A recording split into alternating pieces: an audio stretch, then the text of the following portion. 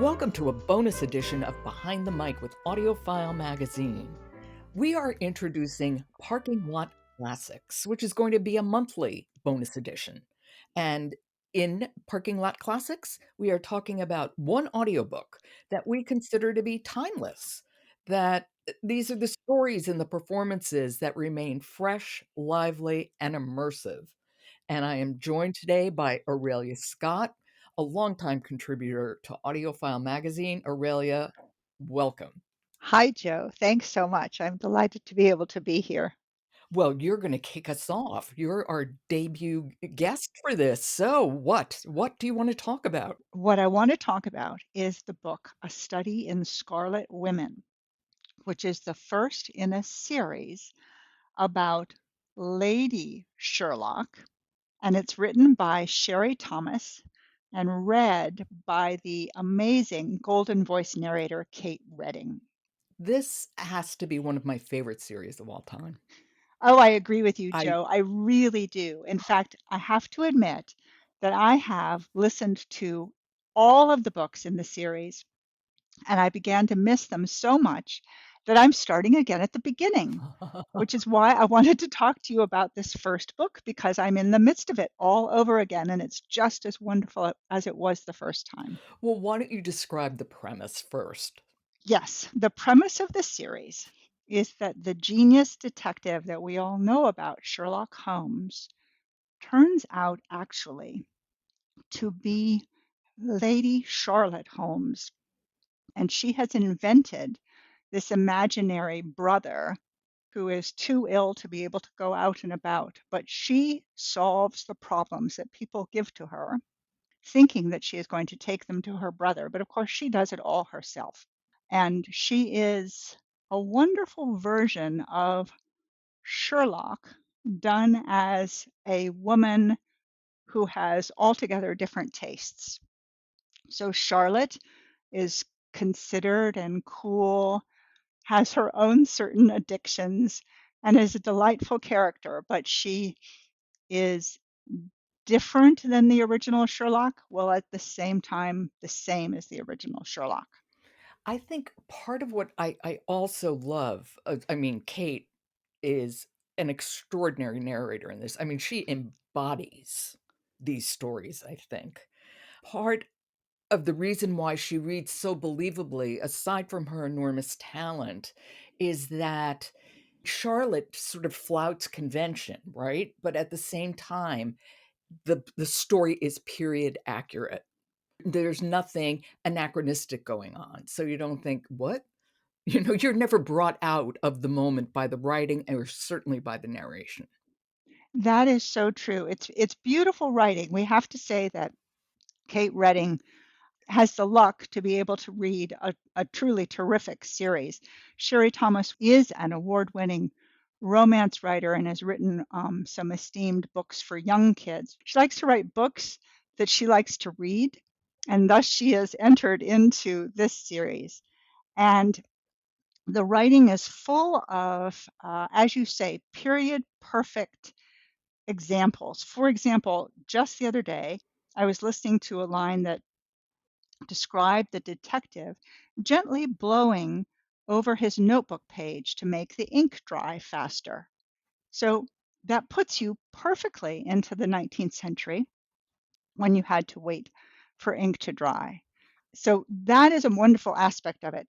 The other thing is that Charlotte, the Sherlock Holmes, if you will, and the way that Kate Reading does her is cool. She has a considered voice. She is a really confident person. She's charming, certainly, but she's also a bit perplexed by people and their motives and is often emotionally neutral, all of which Kate Reading just makes so obvious. That's a big contrast, for example, to her sister Livia, who is anxious and very sweet. And that too we hear all the time in Kate Reading's performance. Oh, and let's not even bring up Charlotte's mother. Oh my gosh, that woman screeches when she talks, and you just want to strangle her, but at the same time, it's such a delight to listen to what Kate Reading does with her. So it's okay because she shuts her up every once in a while. But I also really admire the way Kate narrates Treadles, and then there's Lord Ashburton. Yeah, oh, Often, it can be difficult for women to narrate men and men to narrate women, but I think Kate Reading does it so perfectly. I agree. She certainly drops her register. She is a person with a mid-register voice anyway, so that is helpful, but she drops her register a bit and imbues them with both their class characteristics, because the books take place in England. So Yes. class is a teller. Inspector Treadles is certainly successful, but he has not the same socioeconomic class as the people around him, and you hear that in his voice. Whereas Lord Ingram Ashburton, who is Lady Charlotte's love interest, as you will, and partner in crime in some ways, he is just marvelously rich voiced and baritone. And I was realizing he is a person who is rich anyway, as you would figure with a lord in his name. And somehow Kate Reading makes him sound rich as well as thoughtful. He's a nice man, he's thoughtful. And I was thinking maybe she does something with the vowels, makes them very round or something, but he does sound like a rich man when he is speaking. He most certainly does, and I know you have an excerpt which actually I don't think the men are involved, but it gives you a sense of Kate's range. Do you wanna set it up for us? Oh, yes, please. Lady Charlotte entered into her plan to become Sherlock in part to solve a problem as how to support herself. She had had a great idea of how to get free of her parents, which is really to blackmail them when she goes off and flings herself on a man who agrees to take advantage of her. This does not work out, shall we say, in the way she wants it to, but she has done the deed. And as a result, she is a pariah in society. And her parents just want to lock her up, which she is not going to agree to, of course. Anyway, we are in the midst of a scene in which her sister Livia is bemoaning what Charlotte has done.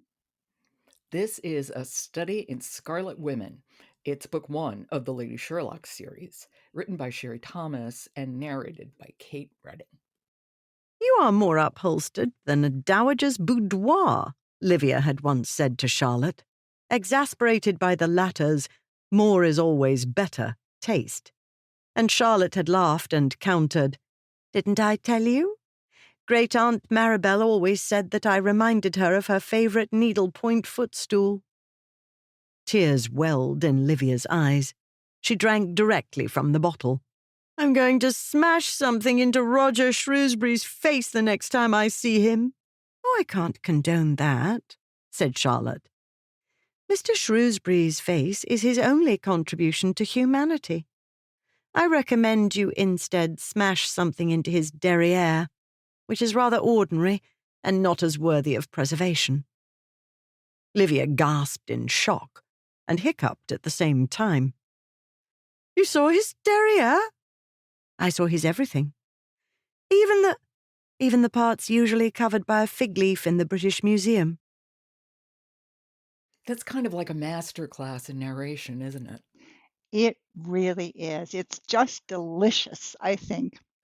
I And I agree. chose it because every time I hear that interaction, it makes me chuckle, both for the cleverness of the writing and because of the passion with which Kate Reading takes that situation. She puts you right there in that bedroom with Livia, who has had way too much to drink in her panic, and Charlotte, who is bemused by the naked man that she had sex with and wants to protect Livia a little bit and is also determined to get free of her parents as a result of this. And one more thing we do have to say about this series. You mentioned the excerpt we heard was delicious. There is a lot of food, and it is so good. There is a lot of food, and it's a clever trope. The original Sherlock Holmes, as we know, was addicted to multiple substances, none of which were very good for him. And what Sherry Thomas has done is given our Lady Sherlock, or Charlotte, a bit of a love of food, particularly sweet food. And she controls her passions for this food sometimes, and sometimes not at all.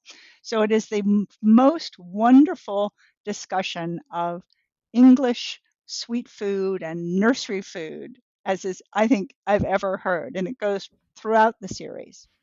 And finally, Aurelia, why did you pick this for your parking lot classic? I picked it because I have, in fact, walked far too long when I was planning to do a short walk because I had it playing in my ears and I did not wish to stop it.